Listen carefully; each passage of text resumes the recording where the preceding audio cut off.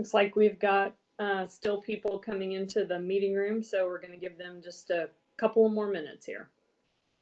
To part 2 of last week's webinar, Managing Your Balance Sheet in Uncertain Times. I'm Susan Seville. I'm the Director of Sales at Federal Home Loan Bank. And today's speakers, just like last week, are Dave Cook and Rob Newberry with Abrigo. And we're pretty excited to hear what they have to tell us in the second half of this series. So we will go ahead and turn it over to Dave and let him get started. Susan, thanks so much. Appreciate everybody coming back this week. Glad to have you on. Hope you've had a good week. And we're going to try and pick up on some of the themes that we left off from last week. Rob's going to be joining us a few minutes into the program today and jumping in. So you get me for solo for a little bit, but just a reminder as we're going throughout the course of the program today, we're going to do some polling. There are some opportunities to access the slides. I think you know how to do that. If you have questions, feel free, use the Q&A panel on the right-hand side of the screen. The chat function's also open. We'll keep an eye on that as we're going along. Obviously, we'll take those as we can, or we'll try and leave a little time for questions at the end. I'll make you this promise. So if you throw a question at me and we don't have time for some reason to get to them all, we'll get them all answered. We'll post them out on the resource site, as well as respond to you directly. So feel free to either email us directly, or if you put them in the chat queue, we'll be sure to get back to you. There, you've got our email addresses on the title slide. Both Rob and myself will be happy to interact with you, or have any other questions about what we're talking about specific to how it relates to you.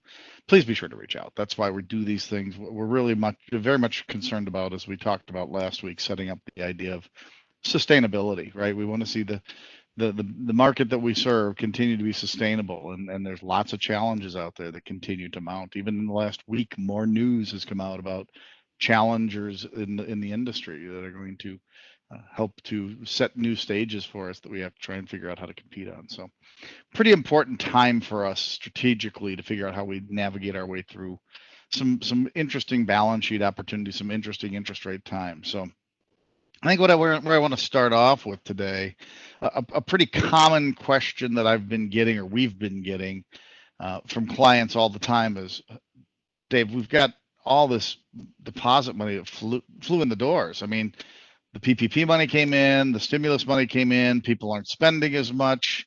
They're just not going anywhere. Their transaction volumes are down. We're flush with deposits. Where can I go to put these deposits to work? And unfortunately, the interest rate environment is such that there's no place in the investment portfolio to go without taking some risk to try and make any money there. So we turn back to our primary business, which is loans, and ask the question, can we forget the PPP loans? Those are done, right? I mean, we understand that was a pandemic response. We had to do it systematically, right, wrong, or indifferent. That horse has left the barn. I grew up in the Chicagoland area. Mrs. O'Leary, your cow is no longer in the barn, and I don't know if the city's ablaze yet, but we certainly know that there's more coming on how PPP will be handled. But I'm more concerned about, can we make loans today going forward? Like, how do we deal with today's environment? We need to select assets to go forward with in the midst of this unprecedented time that we're living in. So how do we go about making loans now? That's one of the things we want to spend some time on today, is really focusing in on asset selection process, and then get back to how do we fund that asset selection? Because at the end of the day, we have to figure out where our risk and our return come from to maintain the sustainable earnings that we talked about last week. So, I mean, there's a couple of retention strategies that we hear all the time that we talk with our clients about. Obviously, the loan refi requests have been huge. On the 1 to 4 family market, it's been unprecedented, right? We've been getting a lot of pressure on loan modifications for commercial real estate type loans. So there's a lot of demand from existing customers, and there's some customers that have yet to come up for refi. And so I've heard some of you out there taking a proactive approach and being out ahead of the curve trying to prospect those customers, those members, and saying, you know, you're coming up for renewal. We want to get ahead of the game.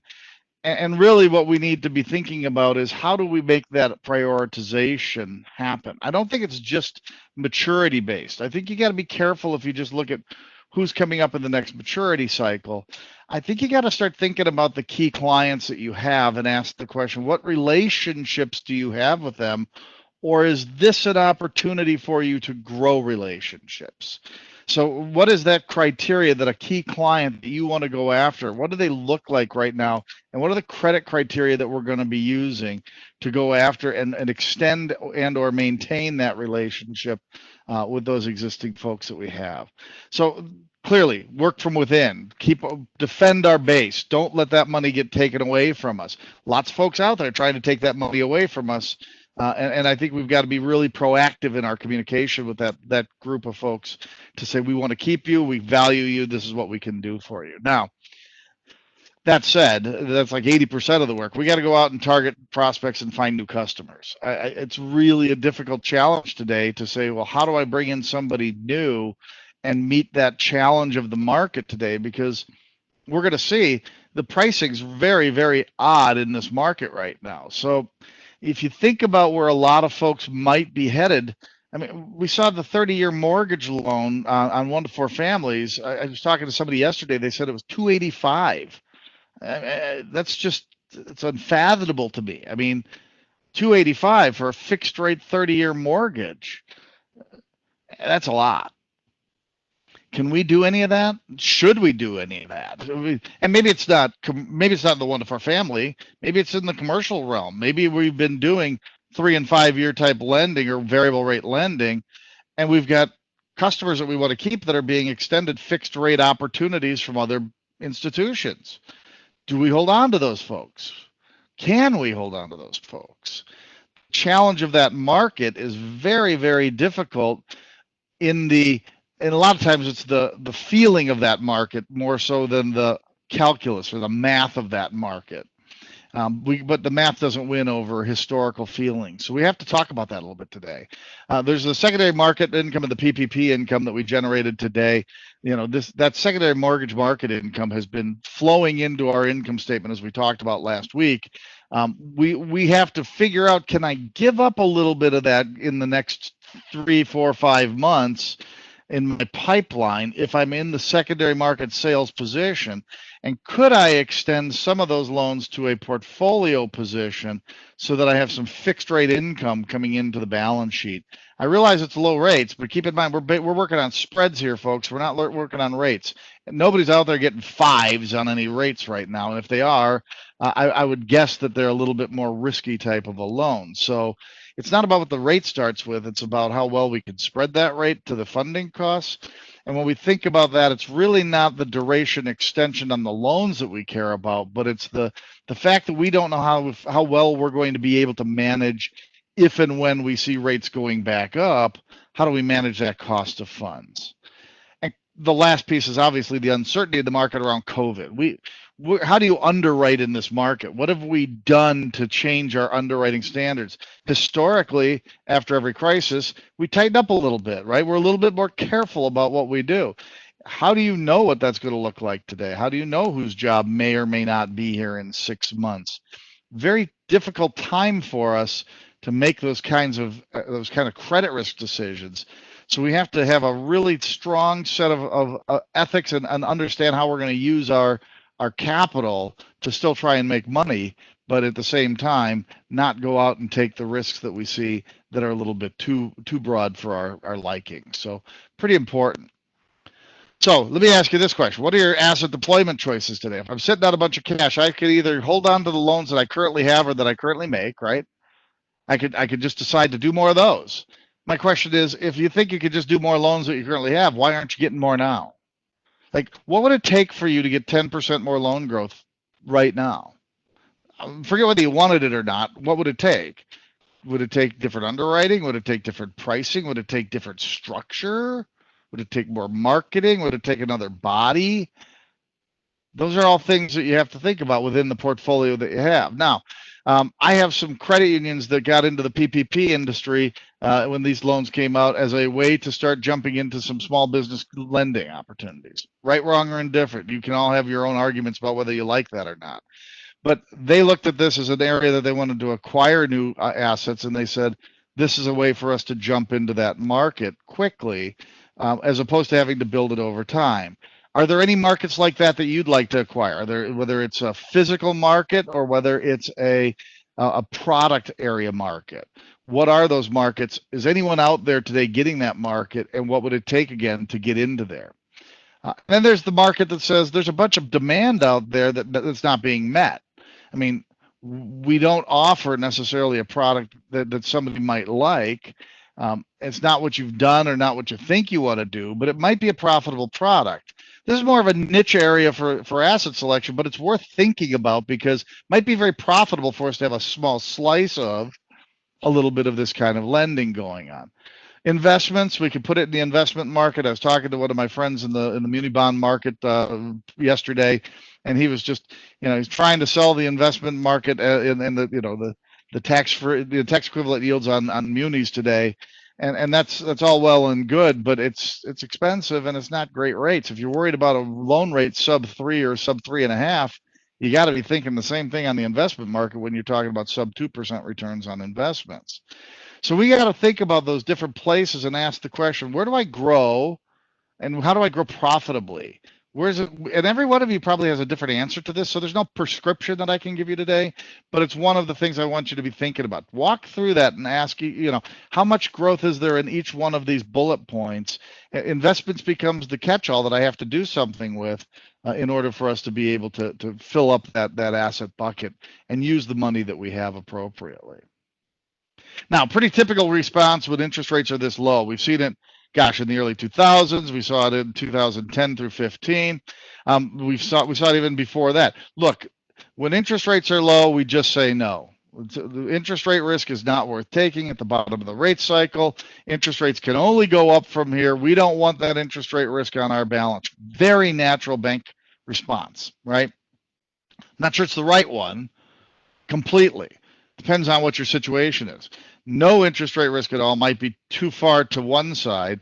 All interest rate risk on the other side is probably too far. Is there someplace in the middle or someplace on that continuum that we might be able to meet to be able to make some money? We certainly tighten up credit. We raise the bar a little bit higher. We stay out of things until they get a little bit more normal. You know how this one works. We park it on the sideline. We say, we're not going to touch this stuff until things are a little bit more predictable. When we do that, we take liquidity risk. And the liquidity risk is we're too liquid. We have too much liquidity, not enough money out to work. And our bet is that when rates recover, we'll be able to make more money. But you have to look at that over that holding period and say, how much more money did you make versus what you could have made until rates went up? We have to look at that and ask yourself, what did you receive in return for the position that you took? We talked last week about the decision that you make, whether it's a decision to not do something or do something, carries with it risk. And so what we're trying to do is trading for an unknown. I happened to find myself turning on the TV the other day during the day, and I saw The Price is Right. And it being hosted by some of the comedians, and that, it's back to the game of, do you want this or do you want that? Do you want to trade $300 for a chance to be, in a new car, or maybe get nothing, get a bag full of potato chips? What do you want to do? That's the decision we're making right now. And you think back to 2016 to 2018 and the data that we looked at, we didn't necessarily see loan rates go up as much as market rates went up. Or even our cost of funds went up in a lot of our cases. So I want to be a little bit careful about that when things return to normal, which typically means rates start to get back to a level that we like and conditions are a little bit more what we have been used to. I'm not sure how that's going to ever play back the same way as our minds think it's going to play back. Everything looks a little different going forward. So I want us to think about those natural reactions and ask, what are some of our tendencies as well as we look forward? And I want us to think then about asset selection from the standpoint of commodity pricing. And I give credit to Rob for this slide because he's the one who put this one together, but I just love it because it's a great example of the value that we place on things that are substitutable. This is a look at 3 different types of salt. You've got most common table salt that we all find on our tables or in any restaurant when we're allowed to go, right? Pretty cheap, 55 cents an ounce, very common. Everybody sells table salt. You can move up the ladder and you can go to some of the fancier food stores and you can say, I want some of that fancy pink Himalayan salt. Now, there's not as much supply as pink Himalayan salt, mainly because there's not as much demand. But if the demand were up, they're getting a little bit more of a premium because it's not as easily supplied to them. We're getting 74 cents an ounce. Now, would you use pink Himalayan salt over table salt? I don't know. I suppose you could if you don't mind spending the difference, but there may be that one recipe that calls for pink Himalayan salt, and that's what you're going to buy. And then you go all the way over to the far right. The Persian blue salt comes out of the Persian Sea. Different color completely, harder to get at, very limited supply, very, very interesting look to that salt. It's the least common salt that there is out there, but the price is significantly higher. Is it salt? Yeah. I mean, does it really act any differently as any of the other 2 salts? No. But somebody values it differently for what it is. It's a perception of value. And what I think's happened to community banking is we might as well replace community banking in many cases with commodity banking. Because a lot of us sell the same table salt regardless of where we are or what we do. There's less Himalayan pink and certainly less Persian blue salt than there used to be back in the day. Now, back in the day is a while ago. It's a different world today. But can we take that same principle and figure out how we apply that in today's world? So the solution to product commodity pricing is if we know that it hurts when we do that, don't do that. In other words, somebody's pricing our commodities at a rate that we don't like. We need to find a way to sell something other than that commodity, right? We need to be willing to take the risk to create a niche product. And keep in mind, I'm not suggesting the entire balance sheet goes into these, but I'm just looking for some of our balance sheet to go into things that people value differently than table salt. So what does your customer want in today's environment? Think about what your customer base is. We've got a wide variety of customer bases. We got the oil, we got the ag, we got the consumer, we've got everybody out there. What does your customer want today? What are you offering? And is it something that everybody offers, or can I turn that around just a little bit and offer it as a niche product that they might find value in? Now, if we find a way to do that, we might limit our exposure to, say, a certain amount of capital or a certain amount of funding or a certain amount of assets so that we don't have too much money going there too quickly. And certainly we need to make sure we have the right credit criteria. But we need to understand that if we do that, we have the opportunity to make money, but we have to understand what the liquidity risk is there. One of the nice things about the Federal Home Loan Bank system a while ago is they started taking more types of collateral as liquidity. So you'd want to know what the haircut would be because we want to maintain liquidity positions going forward. What's that going to look like? Can I sell this thing if I need to in the future? That's why we buy our investments. We think we're going to sell them. They're investment securities after all. We should be able to get some liquidity for them, but we typically give up yield for that liquidity. So I want you to think a little bit about commodities in your offerings and figure out where can we go after those commodities and find some different things to sell. Now, one of the first things that brings up is if we're going to try and sell that, we got to have a way to assess profitability on loans. So I'm going to talk about loan pricing models at a really high level. We could go into a lot of detail. We have a whole series on this. I'm just going to assume you know a little bit about it. I'm going to touch it at a high level. But I started building this series, and I was struck by the fact that I was dealing with all my customers saying, all of our loan rates are in 3s, where last year they were at 4. And I said, yeah, today's 3 is yesterday's 4. Because last year when you were getting 4, the funding costs at the Federal Home Loan Bank were higher. So if we look at just your loan rates against the Home Loan Bank spreads, I bet you the spreads are pretty similar. But see, we get focused in on that 3%. And that bothers us. It's 3. But that's not how we build our banks. That's not how we build our institutions. We build it on spread. So we have to figure out how we get past that 3% model in our mind. So we think about the major components of a loan pricing product or a loan pricing process. You've got the interest rate, you got the cost of funds. You probably have origination fees and servicing costs or servicing fees. So you can put all these different pieces together. But for simplicity's sake today, we're going to assume a lot of those other things are the same. We're just going to look at some of the difference between rate and cost of funds and structures that we have to match up, okay?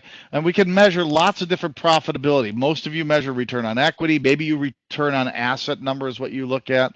I'm okay with 2 or 3 different ways we could think about that. Again, we're not going to try and answer what you should do here, but I'm just going to try and give you a sense for this is the way it looks. But I want you to be really careful. If you're using cost of funds as an input, if you're using your institution's cost of funds to determine how to price your loans, that's a very dangerous thing to do. Because when I'm pricing a loan, and I'm pricing a loan on the way up the curve, where that first bar of the loan says, I'm pricing off of a cost of funds that's trailing the rising rate environment. You don't respond with your deposit rates right away. So if you book that loan, it looks profitable today, but within the first couple of years, as rates continued to go up, your cost of funds continued to go up. So that loan, while it looked profitable at one point, turned out to not be as profitable if we look back on it, because that assumption about funding costs was wrong. Likewise, if you make the loan when rates are on the way down, the 2020 loan bar, if you price off of historical funding cost B, $1.45, as rates hadn't come down far enough, we did not lower our cost of funds as fast. That loan that we had to get in 2020 to get a spread had to be a higher price because we were pricing it off of a significantly higher funding cost. And the problem isn't what the funding cost was historically, it's what's it going to be in the future. And that's where we need to make sure we have good pricing model discipline to price off of cash flow. Now, just to give you a little sense here, we wanted to give you an idea of what discounting off of deposits looks like. Like this is a loan that we ran, a $200,000 loan, 5-year balloon, 20-year AM, I think it was, and we ran the loan in and of itself. And we said, look, here are some different profitability metrics on the right. It's going to be profitable. I can't remember the date that we ran it. It's not important. We're looking at that. We say the loan in and of itself is profitable. But now we come along and we say, well, you know what? We could make some more business happen. This customer's got other balances with us. Why don't we consider what happens with the other balances? So when we add some deposit balances in, they've got a $10,000 average checking account, produces net income against its alternative funding costs and maybe some fees, that adds another 115 basis points of ROA. But keep in mind, that's 115 basis points of ROA on $10,000. The loan balance is $200,000. So we need to be careful that we aren't giving away too much. We're only gathering an extra $115 worth of income. When I add in all of the funding costs, savings, and fee income to the overall loan profitability, the $10,000 deposit isn't adding a lot of additional net income, nor is it adding a lot of additional return on assets. But in order to do that, sometimes we give away 25 basis points in rate reduction to get that checking balance. And so I want you to be a little careful when we discount for relationships that we're getting the relationships that actually pay us back what we're giving up on the income stream. We got to be a little careful right now about giving up income, and we got to have a way to measure it. So, oops, Siri decided to talk to me. I'm sorry about if you caught Siri's apology to me. I must have hit the crown on my watch. So anyway, real important for us to take a look at that kind of stuff right now. Be very, very cautious about your loan price. Good time to start rethinking how you're doing loan pricing right now, because you're making asset selections in a very difficult market. And in order to entice people to come or stay, you might be using rate as an incentive, and that rate as an incentive may be giving away too much. Make sure you've got strong pricing in your toolkit, and everybody's on board. This slide just real quickly talks about the fact that right now is not a bad time to make loans. Look, if we know that we're at the bottom of the rate cycle, and we only think rates can go up, what's the likelihood of a 20-year fixed rate 4% loan prepaying in the future? Well, probably not as great. There's some prepayment risk, but if rates were at 6%, I might see a greater amount of prepayment speed. So if you think about a 6% rate, we would be probably looking at a 5.7-year duration on a loan, because it would be today prepaying a little faster than what my 4% would be prepaying. And there's the fact that I've got to decide, is that loan going to stay with me, or is it going to contract and come in early, or is it going to go long if interest rates go up? So when you're priced on the curve, it can go either direction. When you're on the bottom of the curve, look, it's awful hard for prepayments to accelerate from their terminal levels today. So we could take that 20-year and say, call it somewhere between a 7 and an 8-year. Prepayment speeds are pretty low, 2, 3, 5%, something like that will probably be a normal prepayment speed. People still pay stuff off, they move, they sell businesses. So there'll be some of that along the way. But understand that I don't have that risk that they're going to accelerate greatly because of interest rates. So when we think about today's world and we ask the question, what is the risk that we're worried about? It's not really that the asset's going to go away. It's that the asset's not going to go away, and our funding costs might be more variable. So understanding cash flow and duration makes a big difference on how we assess profitability.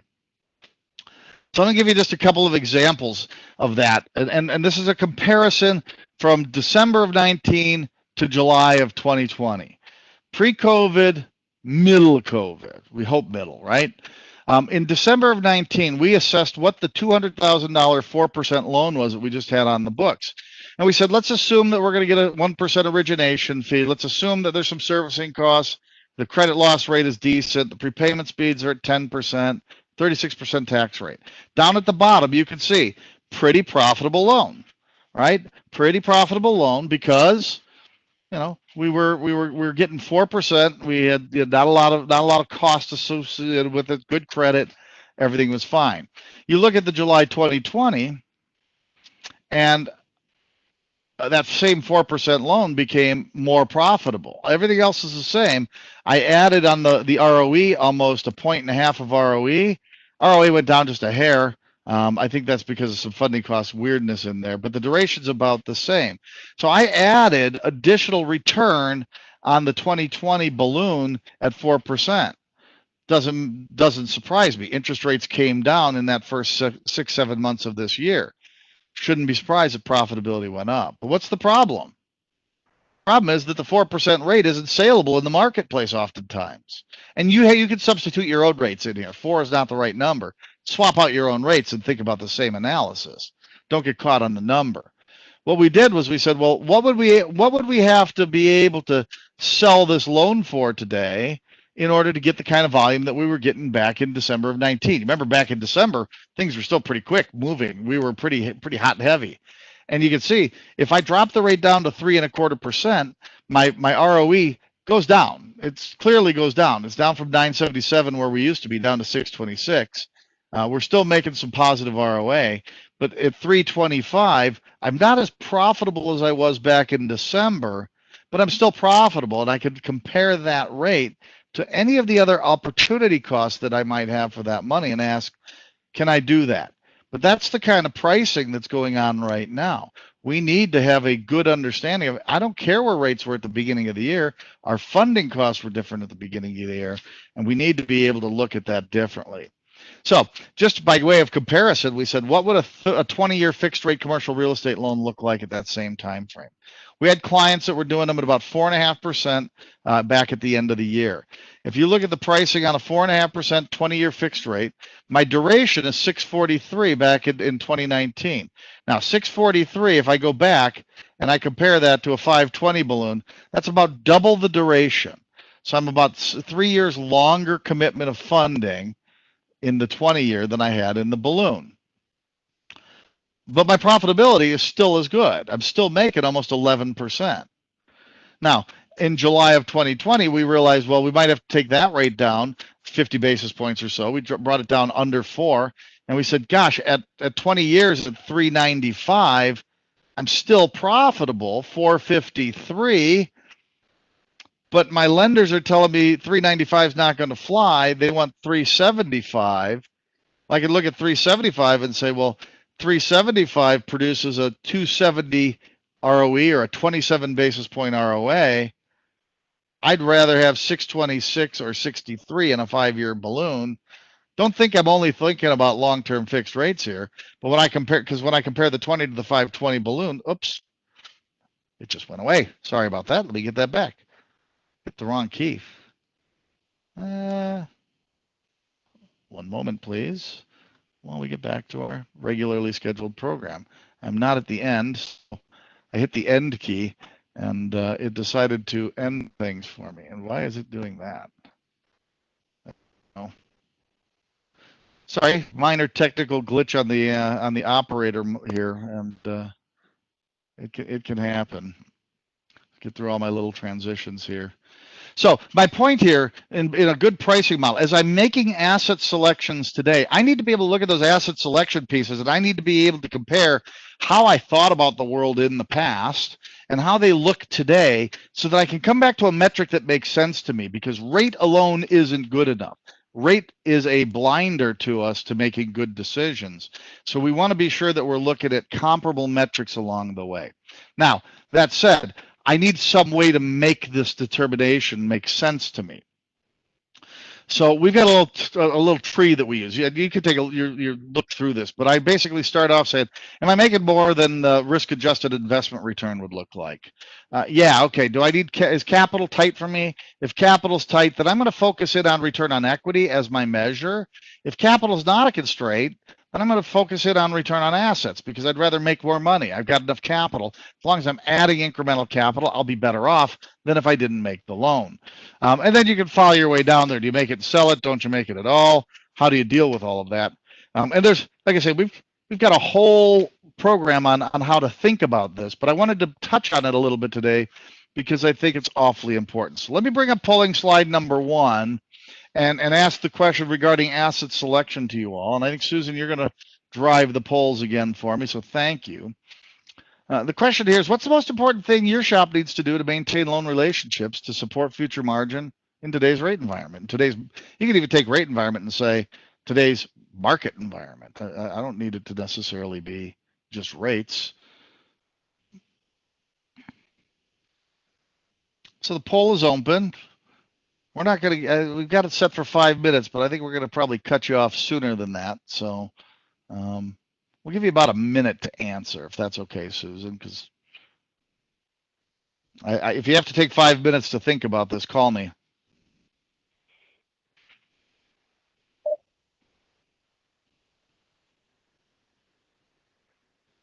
It looks like Rob just joined us. Hi, Rob.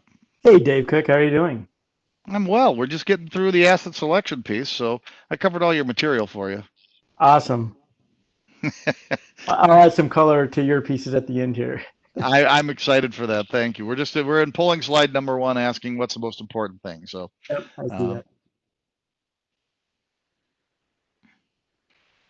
Yeah, we got about 10 seconds left.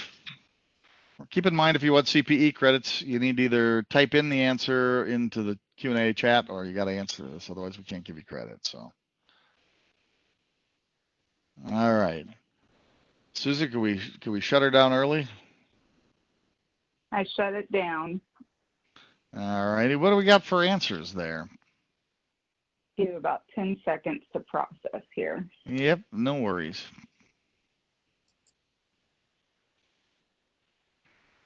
So the question ultimately is, are you going to compete on price, or are you going to stay in the commodity game? Are you going to compete on structure, or are you going to compete on price and structure? So it looks like both price and structure is the clear winner over the rest of the answers. A few folks didn't answer, so okay. Well, good. Thank you. Yeah, I think price and structure are going to be awfully important, and it's going to be interesting to see how we deal with that. And a little bit more back to Rob's discussion last week about the future of credit risk. If we're working that list ahead, And how do we mitigate some of the potential risk in that portfolio by looking at how we can help somebody today to keep them out of trouble, make sure they're going to be good. Any thoughts on that, Rob, as we press ahead? Yeah, you know, Dave, it was interesting. I was just on another call, and we did a poll, and 78% of the people on that call, there was over 200 folks on that one, said that they were worried about their credit risk and how they would price in that, right? So they're worried about hidden risks that they haven't ran into yet, and how you build that into the pricing. So it's been interesting for sure. Yeah, I think it's common, right? The pricing's awfully important, and I think it's important for two reasons. One, we want to get the credit risk assessment in there properly. We want to understand the cash flow risk that we've got in there, and then we really need to deal with the funding side. And so I'm going to start off this section by just making a statement that I think is bold, but it also I'll challenge any of you to take me on this one. If you're meeting your entire funding need with interest-bearing deposits only, you're paying too much money. Period.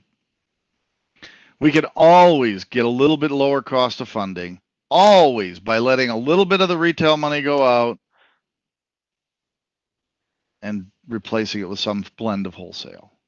That last dollar of retail is always expensive. So my question to you all is, if you wanted to lower rates on a particular sector, money markets, I don't care what you do, how much could you lower those rates and still hold on to 90 or 95% of the money? And when you're liquid, that's a really important problem, because not only are you saving the average cost on that, but the incremental savings of getting rid of a few of those dollars is huge. And we'll see that. We'll see that in the next slide. But if you want to think about sustainability, we need to be thinking about how our use of funding sources has changed over the years. We are not in the same banking environment that we were 20 or 30 years ago. You have a different set of products, so you have a different set of tools available to you than anybody had in crises before. Whether it's the Federal Home Loan Bank and its variety of programs to the other networked the deposit programs that you have out there. There are so many choices out there for you, and we need to understand how to use them. I think what's not the slides, but I'm starting to think about it this way is, I think it's time for us to start thinking about our wholesale funding position and managing it like our investment officer would manage the bond portfolio, right? Instead of trying to maximize the return on the liquidity that you have in the asset portfolio, it's this job now to minimize the cost of funding on the money that you need to bring in the door. That's a funding manager's job, and that should be their goal annually, to look at and continue to drive your funding decisions moving forward. So this is just a real simple example using our simple bank that we put out last time, the mix of deposits, and at the time that we did it, their current rates were over on the left-hand side. We decided to drop the rates from $1 on the money markets to 90 basis points. And again, you don't have to worry about the rates. Look at the relative change is all that matters here. We thought that if we dropped the rates by 10 basis points, we would lose a little bit of money, right? Our new balances would only be 156 million instead of 165 million, or a number of zeros that you like.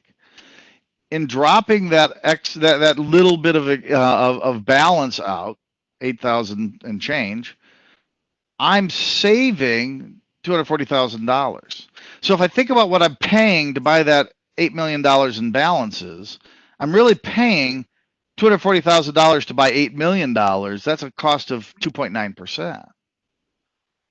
So where can you go and buy money today for 2.9% or cheaper? Oh, I don't know, about anywhere, right? And what's the duration of that money and the certainty of that money, as opposed to the uncertain relationship on some of the money market funds that we have, or checking account funds or savings accounts that we have right now. Now, I realize there's not a lot of room on rates to go down right now, but incrementally, folks, that's a big cost to pay, because when I'm paying 2.9% for $8 million, and I'm losing on that because I'm putting it out at a zero rate in the cash account on the other side of the balance sheet, we can win on both sides here. We can win on both sides. So think about that. And let's go back to our idea of salt, right? As we talked about on the asset side, we sell commodities. But I think about us on the deposit side, and in some cases we sell commodities, in other cases we don't sell. We sell something that differentiates us, more Persian blue salt. So what we want to do is find ways to create the value of non-commoditized products in our deposit offering. And sometimes we do that through the bundling that we looked at in the loan pricing. Sometimes we do that by credits that we give back. We do it a lot of different ways, right? But it's the rate features and the non-rate features, I think, that are really, really important. But in today's world, I'm going to take it away from rate and I'm going to say function versus perception. If you aren't perceived as easy to do business with, if you aren't perceived as being progressive enough to have access to the money at whenever they want, those things are real in terms of deposit differentiators on how you open and or maintain accounts. And we're talking about that a lot in strategic discussions and AI and all the technology stuff that's going on. But I want you to think about that. We try and hold on to our depositors through a lot of non-rate related features. Our service levels, our those kinds of things matter. So I did this back a little bit ago. The rates have changed since then, but I just want you to think about when we think about how much it costs me to buy money today.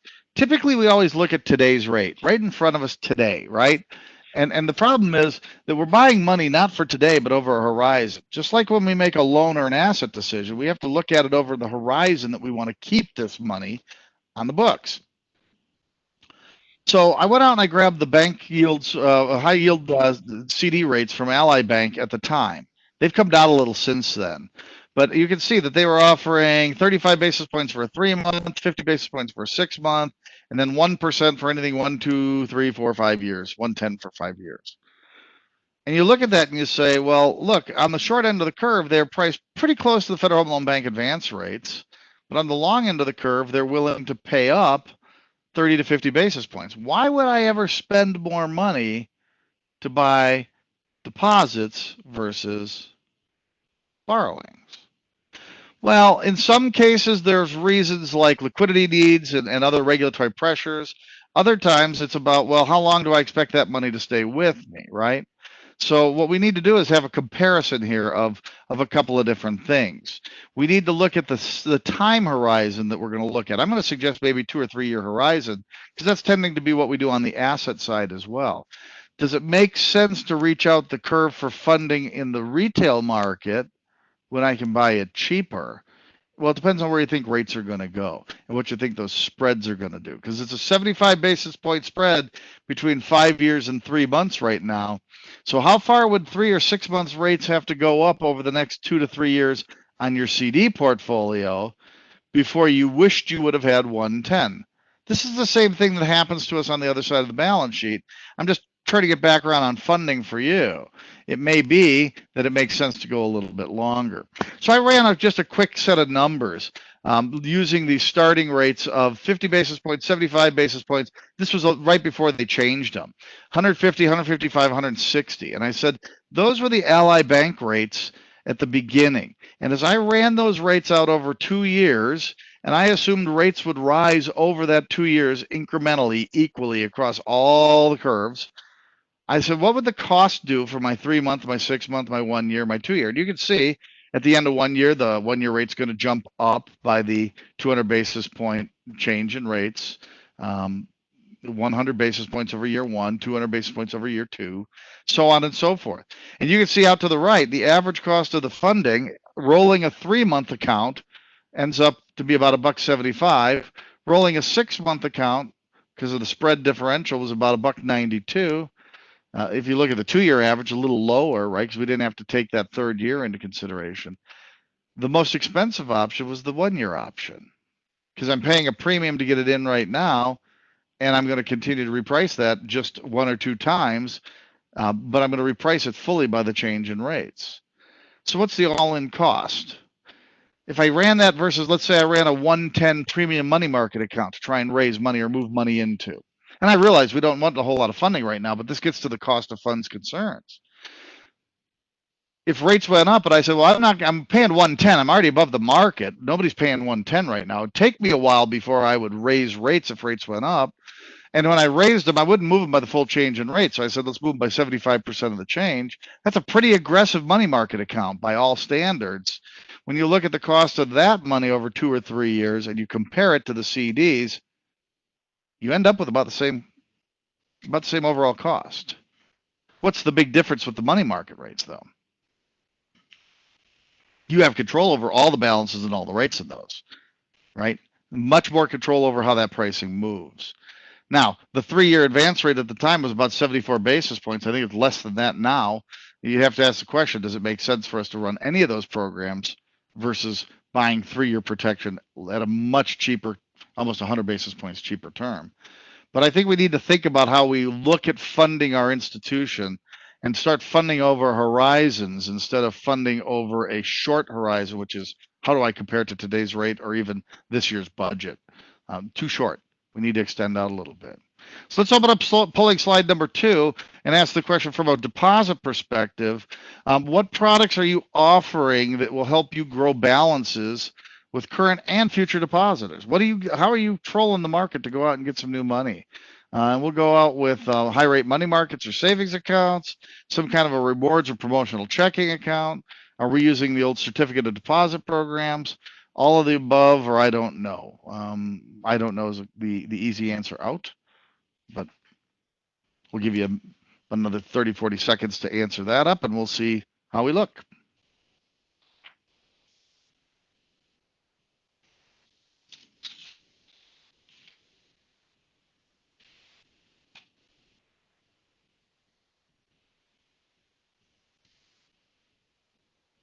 And Susan, I'll rely on you for the count because I can't see that.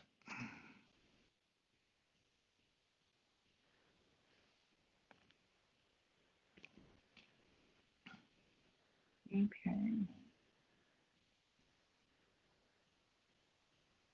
We're going to close the poll now. Oh, Jesse, you're doing it. I'm sorry.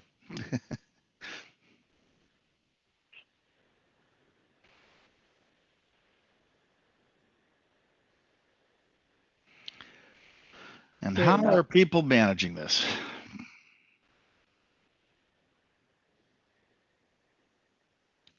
It's like the drum roll, please, right?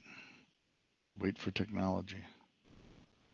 High rate money markets are the near term winner. All of the above and CDs tend to be close and equal if you add them up to the others. So interesting. It's hard. It's a hard question to answer right now because you're not trying to buy funding in a lot of cases, but I think you're trying to buy relationships.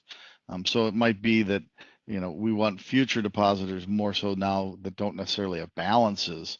But we want the account relationships to start growing. So interesting approach to that. I think funding is a pretty critical piece because I think we need to understand that funding is what keeps us able to sell money on the other side, and that will turn around. It always does. It's just a matter of how fast and when. So let's talk a little bit about wholesale funding then and fit that in. We talked a little bit about retail. And I've made the claim that we could always reduce cost of funds by using a little bit different wholesale strategy. So the beautiful thing is more than just bottled water. And I love the tagline of Federal Home Loan Bank of Topeka, and that is lender of the source of first choice, right? I really do believe they've got some really, really great opportunities for you. But you also have a lot of them out there. So where do you use bottled water? What is the contingency when you need it, when there's no water available? And what do I need to grow the balance sheet and manage the risk right now? What I love about wholesale is you get exactly what you want for exactly the price that you asked for or that's being published. There's no cannibalization cost. Good or bad? I mean, you might make a good decision or a bad decision. Some people are saying, gosh, I wish I would have bought that long-term borrowing a year ago. Well, who knew? Who knew at the time? So you got all kinds of options to manage through this. You've got different types of program structures that you can put in to match up with some of the concerns on the lending side. So the problem with it is it's not core funding, right? It's not a core funding component. I always ask the question, why? I mean, a well-managed institution that understands how to take a portion of their balance sheet and use it is great. And there's also a stigma in a lot of institutions. We just don't borrow. It's kind of a way that we think about the world. So I get a little bit nervous about this. Rob, do you want to talk a little bit about since you haven't been able to talk, you want to talk a little bit about blended funding for a second and let you get your voice going? Absolutely, sure. So blended funding. So what blended funding really is you look at all the different sources that you're funding that loan from. And so as Dave mentioned, you might be using a savings account, a money market account. And in this example of a $200,000 loan, we have 35% of that loan balance being funded by the savings account. In this deal, the borrower is also bringing in 10,000 of his own money, and we're going to pay him 10 basis points on his new deposits. And then we're going to use supplemental wholesale funding on the rest from Federal Home Loan Bank. And Dave, if you hit enter, does it talk about duration on this one? Do you know? There you go. So instead of looking at the term, we want to actually use the duration of the loan. If we're not going to use match funding principles, at least use the duration because we're in such a flat curve market right now, so that you know that the remaining balance at that duration, what is that going to cost you? And in this example, it was 135 basis points. We kind of do a weighted average across the board there. Our total funds cost of funds were $1,830, which was about 91.5 basis points. So Dave, we weren't using 100% of that wholesale funding cost. It's kind of a blended average of core deposits plus maybe new deposits and then supplemental funding on the back end. And you can see why this is a great illustration of what we talked about on cost of funds. If my historical savings accounts or my historical cost of funds is probably less than 91 basis points, but if I have to go out and supplement, or if I need to get the duration coverage for a longer duration loan, then I've got to be able to be willing to pay up for that to get that kind of extension. So we need to get a little bit higher cost factor in there when we do our loan profitability calculations. Really, really good for us to look at that. Yeah, Dave, and I'm a lending guy, but I hate to admit this, but man, if you can get really good at this funding sourcing deal, it just gives you so much more flexibility to maintain that net interest margin on the back end. Yep. So it's the key. This is just a good example of a blended funding curve. I just put the bullet advance curve in from, it was right before the session started last week from Topeka's bullet advance rate, I believe. I just took the term rate for each of the terms, and then I took the cost of funds expectations for the various durations for an institution, and I plugged them in there. And I said, how would I build my own blended funding curve? Well, you could simply come up with a blended cost of funds by duration or by term there, and then apply that as you look at the cash flows or the durations of your actual instruments. Pick that blended funding cost. This is a real simple way, very simple tool for us trying to do this. But it gives us an opportunity to say, look, the longer the duration, the more likely my cost of funds is going to move. I don't want to price it off of today's curve, but I can fund some of it with the Federal Home Loan Bank. So we could find that optimal mix of saying, maybe I want to have some protection in place or have the option to put protection in place if I think rates are going to rise. Right now, I don't know that rates are going to rise, so I may not want the protection, but I may want to say to the Home Loan Bank, I want the option for that protection. And I'm going to need that at some point, and I'll know what kind of cost I'd be having to pay to have that happen. So you could deal with profitability a lot better, putting the pricing betas in place that you use in your modeling for uprate environments on the cost of funds, and looking at what the funding costs would be to cover some of that beta in the actual pricing of the loan today. So from a funding consideration standpoint, got to have some strong plans. You got to focus on growth and retention and segmentation, a lot like we just talked about on the loan side. I think we're going to talk more about demographics, financial factors, channel delivery. We're going to get better at this. You look at what the large banks are doing, and they're segmenting very carefully, and they're designing plans and markets that they want to go after where they're really good at it. Are you going to differentiate on scale, or are you going to differentiate on strategy, right? That was one of the questions that we posed. So set a longer view, right? The funding's a flow. We need to be talking about a longer view than today or even a quarter from now. We need to be thinking about a little bit longer than that, because one pricing blip in the market can really change. But communicate the plan. Institutional knowledge is power throughout the institution. Get everybody on the same page with what you're trying to accomplish here on the retail side and the wholesale side. Real quickly, we'll ask the next poll question, and then we'll wrap up our conversation in the last 20 minutes or so that we have today with some structural discussion about how we make some loans, and see if you'll make me a loan. Cook Enterprise. So is the idea of blended funding a new concept to you guys?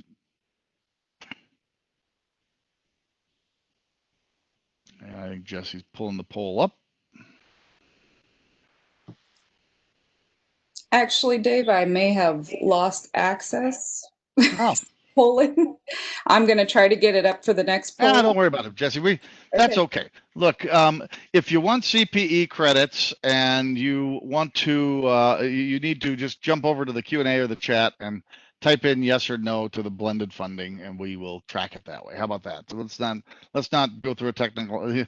I already took us to the end of the program fast. You don't need to mess that up too. So no worries, Jesse. No worries at all. So we'll move on. Just if you want that CPE credit, we'll need you to do that just so we have some backup. But go ahead and we'll move on from here. I wanted to start with the Federal Home Loan Bank funding cost curve history, and this is an interesting thought, right? If you look at how curves have moved, so I went back to December of 18, and that's the top line. If you remember back in December of 18, we were sort of near the top of the interest rate cycle, as we looked at last week and in other discussions we've had. That's where rates were peaking out. We went through the middle of 19. As we started getting into 2019, we started to see some anomalies in the market. The long-term rates came down, and the short-term rates didn't come down as much. So we had a very unique opportunity at that very moment. That's why somebody has to stay on this, because at that moment in time, it was a lot more beneficial. If you think about it, people were saying, well, where should I buy my rates? And people were buying a lot of 24-month and 18-month type of advances because the spread from where they were was pretty good. But look at what happened then in December of 19. Just 6 months later, those rates came down. So how much did they come down? Well, they came down by about 75 basis points with the Fed move. So we would have been able to roll a 6-month advance or a 3-month advance down in cost, and overall maybe save some money than buying the term structure. On the way down, it made sense to ride the curve down. On the way at the very bottom, when rates are going up, it may be making more sense to extend out the curve so that you can protect on the way up. You look at the June 2020 rates, what we have now is a curve that's kind of similar to that December of 18 rates, a little bit more slope in there than we'd seen in the past. Depends on which curve you look at, but this one got a little bit of slope to it from 36 to 3 years to 10 years. What is that? 50 basis points to 120. So, there's a little bit of a funding risk as you get out longer. Remember when we priced that 20-year loan earlier, and we said the 20-year loan in June was less profitable than it was in the prior year? Well, that's because the spread on the longer term rates to the short term rates is much greater today than it was a year ago. June of 2020, the spread between 3-year, 5-year money and 20-year money was much less. We didn't have that same spread. That's why it's important that we have pricing models that think about that. So, if you think about adding structure to your balance sheet from the standard offers that Topeka's got for you, there's bullet advance that act like brokered or retail CDs. We all know about those. There's some symmetrical prepayment opportunities in there where if we're going to put some structure on our asset side of the balance sheet where there's prepayment risk, gives you the option to prepay early without a penalty.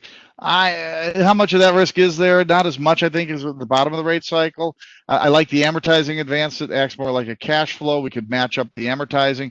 And that price is more like duration instead of term. So if you took a 10-year amortizer and compared the rate on a 10-year amortizer to a 10-year bullet, you'd see that the 10-year amortizer was going to be cheaper, typically priced more like the 5-year bullet or 6-year bullet, somewhere in there, depending on where rates are that day. Forward settling advances, right? You could have the option to hedge on future rates. So if you know what's coming in the pipeline, you think rates are going up, this is when you start to say, if I see a rising rate environment, I might want to put some options in to buy rates tomorrow or in a year from now at today's rates.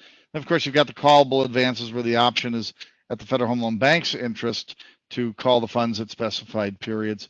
Those aren't such bad options when rates are a little higher. I don't think there's as many indications being quoted there right now by the Home Loan Bank, but there's some structural opportunities there. And if you look at those structured costs, you can kind of get a difference and see, what's the bullet rate, what's the 1-year forward, what's the 1-year cost for a 1-year or 2-year forward. This is the Topeka rates as of 8/3. If you wanted to protect longer term rate increases, having a forward advance opportunity is not particularly expensive today to buy different terms along the way. This is where we're talking about, maybe not now, but at some point putting the option on to protect that rising rate risk might be something we want to think about, adding that structural approach to future funding costs versus what we think is going to happen to our retail deposit costs. So things to think about on how the Home Loan Bank might be able to help you. They've got the folks that'll come out and run models with you, talk to you about that. We'll be happy in any way, shape, or form to talk to you about that. Feel free to reach out on those fronts. But let's finish up with building those relationships. We talked about one of the opportunities was to build relationships. And what we need to understand is everybody's balance sheet has risk, right? We're all taking risk right now. Whether you want to say you're taking risk or not, you are. And it could be that you're not taking the risk, which is in essence the other side of taking risk. So are you taking interest rate risk, credit risk, liquidity risk, regulatory risk? We're all taking all those kind of risks. But when we think about the difference, we talk about buying an investment versus buying a loan, buying a borrowing position versus a retail. What we often lose is that there's a trade-off. And Rob, you've long had this conversation with me. What's your big problem with how we've talked about risk in the past? Yeah, I always give folks a hard time because they give away the one risk that they can manage, interest rate risk, and they get a return of credit risk, which they're kind of putting in the borrower's hands. So I'm a borrower, a bunch of money, and then I went out and bought 2 more boats. You didn't really have control over that, but you can manage your interest rate risk, right? So yeah, look, a bad loan's a bad loan regardless of term, right? Bad loan's a bad loan regardless of term. But when you got 3-year balloons and 5-year balloons rolling at you, and you got to make a new credit decision when those things come up for renewal or repricing, you're faced at that point in time with, I got to decide, is this good or bad? And you may not be able to get rid of it, right? I mean, there may the old saying, our old fraternity was, how did you join this fraternity? Well, I had no place else to go. Right? I mean, we joke around about it. yeah, so Dave, we need to be thinking about that. Yeah, I kind of think of it as like everybody's probably stepped in gum in a parking lot. That's kind of what a bad loan is, right? It's like gum that you stepped on a hot day in a parking lot. It's just stuck to your feet forever, right? So it's a mess, no matter any way you look at it. You get the ice cube out, the ice cube melts before it'll freeze the gum, right? So I want to just talk a little bit about duration for a second and ask the question, like if you look at most portfolios of community financial institutions, this is a very typical duration profile on the asset side. My loan durations, from all the stuff that we see, we typically see loan durations inside of 3 years. And we typically see investment durations between 3 and 5 years. So we're willing to give duration to the bond market, but not our borrowers. And that just to me makes no sense because the borrowers we can charge for that duration, and the investment securities we have to take a premium to buy it. So I've always struggled with that a little bit. Why is it that I see that when I see funding durations that look like this? Much stronger funding sources. Now these are coming off of core deposit studies. You may or may not believe them, but I think it's fair to say our funding sources from an effective duration standpoint are typically longer than the types of loans that we make. So in other words, we all worry about interest rate risk taking short-term deposits and funding long-term loans. And in actuality, what a lot of the numbers that we see say is we're taking long-term deposits and we're making short-term loans. Well, isn't that the other side of the coin? And isn't that not as good as it could be? That's a decision that we need to think about. And now, especially when we're really flush with cash, we got to be careful about that. Because some of that money that we're calling long-term is probably not. It's probably that PPP money or something that's going to go back out, we think. So be a little careful with that. Think about just core bank. We'll talk about that in a minute. But does it make sense that we're using, long-term relationship money to make less long-term relationship loans? And where do we have a chance to not buy white table salt? Where can we buy pink Himalayan salt? Where can we buy blue salt to make a little bit more return along the way? So think about this. Your asset allocation strategies before COVID, as rates came down, what were you doing? It was our goal in our bank, and a number of our clients are saying, look, I'm concerned that the strategy that we've set up in our discussion as we ended session 1 was, I don't want to let the earnings go down if rates were to continue to fall, and I want to maximize the earnings today. I'm willing to give up the possibility of making more rates for a while because I don't think rates are going up anytime soon. So I don't care about what I might make if that's not going to happen. What can I do to make some more money today? Not selling away all of the future potential gains, but I'm going to give some of that up. So how do we do that? What are the things we could do? And this is one of the strategies we've been talking with clients a lot, is kind of core business and new business. I'm calling it COVID business now because that's kind of the business. I got all these COVID funds and I've got my core business. Segment the balance sheet and figure out how I'm going to run my core business and what am I going to do with this money over here that I got to deal with, right? Allocate a portion of some of those assets to carry more risk in the new bank, in the segmented bank, and use the relationship between the two banks, still one bank, but use some of the relationships to be able to manage the risk across all of it. As long as that new business bank isn't so much bigger than the core business bank, we'll be all right. But when you start getting to 50-50, that gets to be a little bit of a challenge there. And I don't think anybody in this room's in that situation. So here's my sample bank goals. Increase current earnings, protect them if rates were to go down further or stay down for a while, stay well capitalized. I'm not planning on seeing any more growth. We were expecting growth pre-COVID at about 5 to 8%. Obviously, we got flush with cash. We're counting that cash in now. Going forward, we think growth is going to be pretty moderate to no growth. We're going to reallocate the balance sheet into longer duration to try and get some savings or some income in the door. We're going to take $100 million of our loans into longer durations at 4.25%. And we're going to use blended funding, try and manage both current cost of funds and how that cost of funds might get impacted if rates were to go up. We want to try and minimize the impact of interest rate with that move. So here's my core balance sheet on the left. These are the results after I pulled the $100 million out of the core bank. I stuck it over in the segmented bank, in my leverage bank or my COVID bank. So you can see the profile still shows that 314, 309, if rates are the same, rates go down. We make money on net interest income if rates go up. Adding those costs of funds and those loans in, my rates save income on the segmented balance sheet's 310. So it's less than I'm making on the core balance sheet. But if rates go down, it's greater. It's 360. So I can continue to make more money if rates are the same or rates go down. On $100 million of my bank, I give up, however, maybe about 80 basis points on that $100 million if rates go up. So I've run two different sets of books here, and I'm saying I'm taking a more liability sensitive position on $100 million. I'm maintaining an asset sensitive position on the rest of the bank. When I put them all together, on the left-hand side, I see, look, now I've got my rates same up to 315. I didn't make a lot more money if rates stayed the same, but I was able to raise the rates down income from 298 in my no-risk balance sheet on the right to about 311. In doing that, I'm giving up, however, some of the gain. Instead of going from 314 to 354 on my margin if rates go up, and who knows when they're going to go up, I'm going to give up about 14 basis points worth of potential income that I'd argue never really materializes in actuality. Put that as a side note. And in return, I'm getting back about 13 basis points in rate down protection. Give up 14 on the upside to make 13 on the downside. Is that a good deal? That's the combined institution. Types of thinking we might want to do right now. And if we do that, what happens if I thought, well, gosh, now I think if I'm going to be in the market with some of those products, and I've got a lot of capital, what if I put another $100 million worth of growth on the balance sheet on top? So on the right, we took the combined balance sheet and said, add another $100 million. Now I'm at $200 million on my balance sheet. Now my current income goes up from 315 to 360. But when I do that, I've tipped the scale.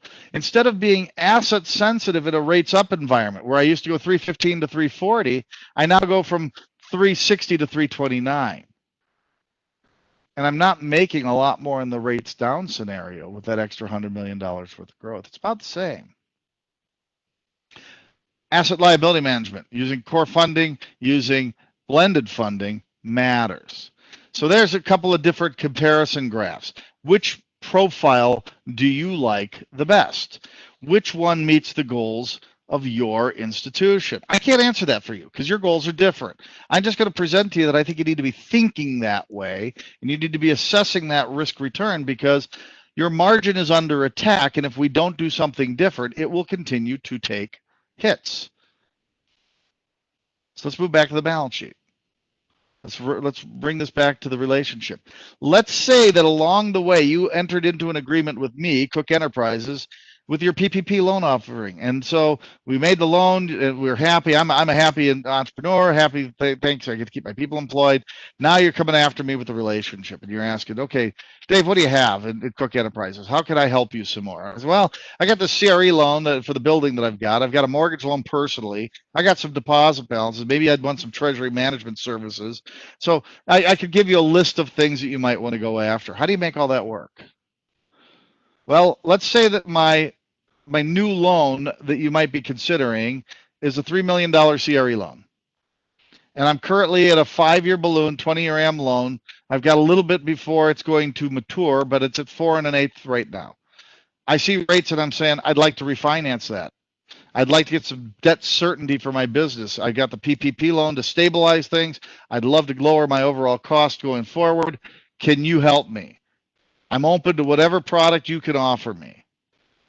I know that when I talk to you, you're not typically one when I look at rates that I'm going to see a longer duration fixed rate loan, but I'm interested in it. I'm looking for that certainty for my business. What are your options? Jesse, I'm going to guess that we have oh, you do have this one. Awesome. Well done, Jesse. What are your options? How are you going to help me? What are your options to meet Cook Enterprises' needs? Are you going to offer me a better 520 rate? Are you going to offer me that loan rate with a point buy down? Are you going to consider putting me into a interest rate swap, give me the fixed rate loan, but you don't keep it on the books? You're going to offer me a long-term fixed rate loan? Or are you going to say, gee, I don't like you, Cook Enterprises, I'm going to pass on the deal? Shouldn't answer that because you made me the PPP loan. I appreciate that, but come on, I got to be at least a B credit. So we'll give you a couple more seconds. How you gonna, what would you offer me? And then we're going to take a look at how these things price out and answer the question, what's the right approach? And there's no right answer for Cook Enterprises. Cook Enterprises has to make that choice for themselves. But what's the right answer for you as an institution to be offering, to be relevant, to be sustainable? What do we got there, Jess? Okay, closing the poll now. Just a few seconds and we'll show the results. Yep, takes a couple seconds to magic machine to spit out the results. I'm going to be hurt if you all passed on the deal.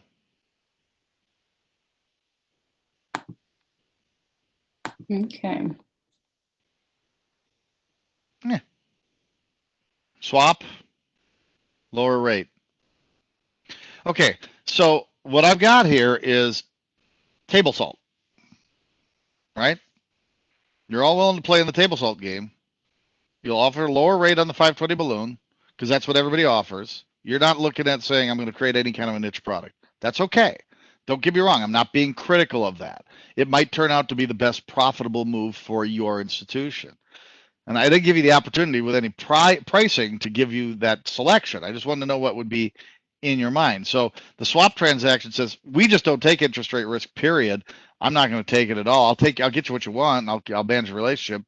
I'll take some fee income up front, but I don't want the loan. So here's our loan options that we're going to consider. A 5-year balloon at 3 1/4, no points. A 10-year balloon with a 20-year AM at 3.95, and a 15-year fixed price at 3.95. Everyone that we're pricing on will look at a blended funding curve like we talked about. Could use the same kind of assumptions. We're going to assume I'm a 3-rated loan for credit risk. Obviously, that'll change across the board if I'm not a 3-rated loan. But for today's purposes, Cook Enterprises is a 3-rated loan. So here's the pricing on the current balloon in the blue. Let's just look at the new offering at 3 1/4. If you offer me a 3 1/4 balloon on a blended funding curve, ROE is going to come in between somewhere in the low 6s, ROA around 63 basis points over the life of this loan. Not particularly exciting. Remember, we were talking about this earlier. Funding curves are down, but that rate's down really heavy. Maybe that's too low of a rate.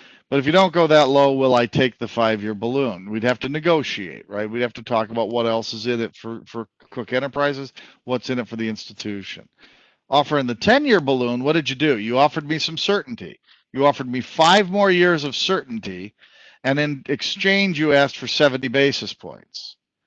That 70 basis points raises ROA and ROE by about 10%, 10 basis points on ROA, about 10% increase in ROE to 7.25. 15-year fix, 375. This was 375. The last slide said 395, but I actually priced it at 375. You can see that the 375 loan at 15 years doesn't ultimately make as much money as either of the balloon products made.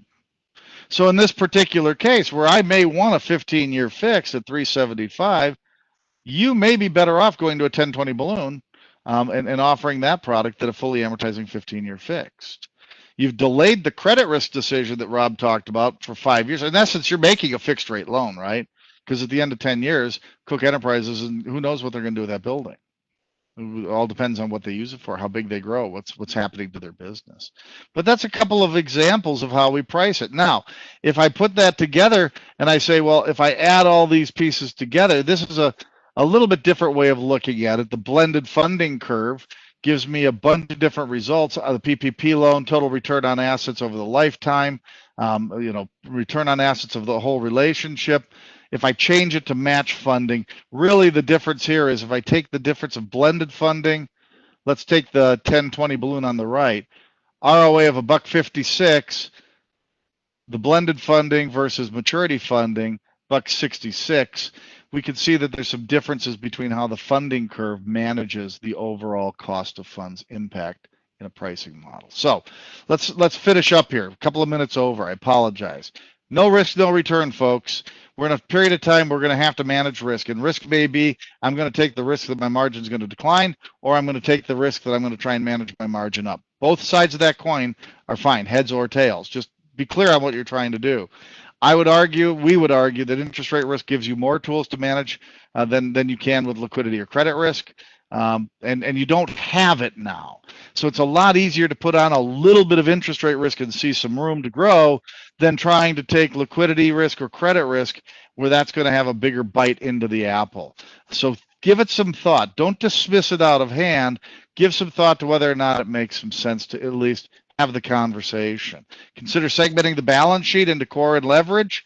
Put that leverage balance sheet to work. That might be a way to see how that doesn't affect the main bank position all that much. And then blend that performance of the steady, core bank in with the leverage bank, as we did in this example. Keep in mind that you got to proactively manage this stuff, folks. Proactive management is going to be how we live in this changing world, and you got to be open and look at the risks that the market's asking you to take.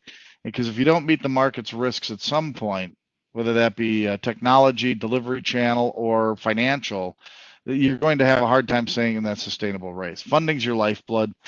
You've got a lot right now. 9 months ago, you didn't have a lot. It'll turn around again. We will be talking about funding again inside of a couple of years.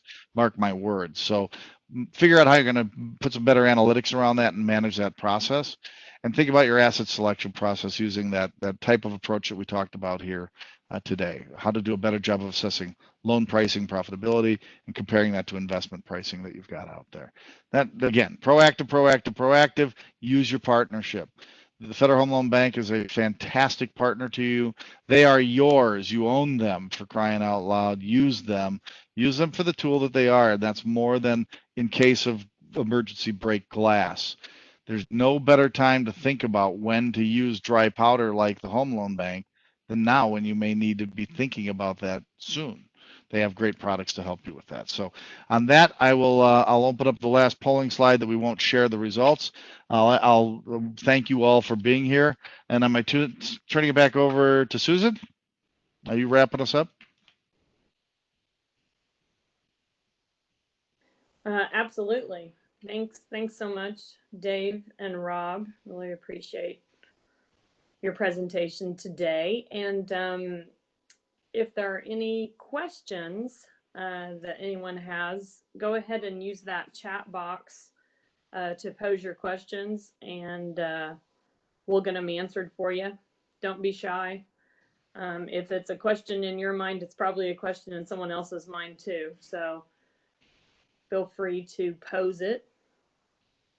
And as always, if you don't want to ask it to the group, like I said, feel free to reach out to myself or to Rob or even to the Home Loan Bank. And if they need to pass it along, they can reach out to us. We'll be happy to take it that way as well. Absolutely. Looks like I see two people with questions sitting in the attendee queue. They say they've got a question mark, but I can't see the questions. Let's I can't see see Q&A. here. Let's see. These were answers to the last polling question, I believe. Gotcha. The Gotcha. three that are in there. So, All right. Just all wanted to be sure right. we didn't. Yeah.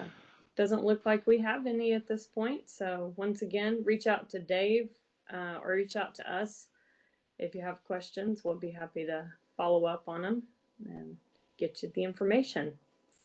And thank you again. Appreciate everyone's attention and attendance, and appreciate you, Dave and Rob. Thanks so much for the opportunity. Always a pleasure to work with our friends at the Home Loan Bank, Susan, and we look forward to seeing you all hopefully in person again soon. So Yes. until then, Absolutely. stay safe. Yes. Have a good afternoon, everyone. Bye-bye.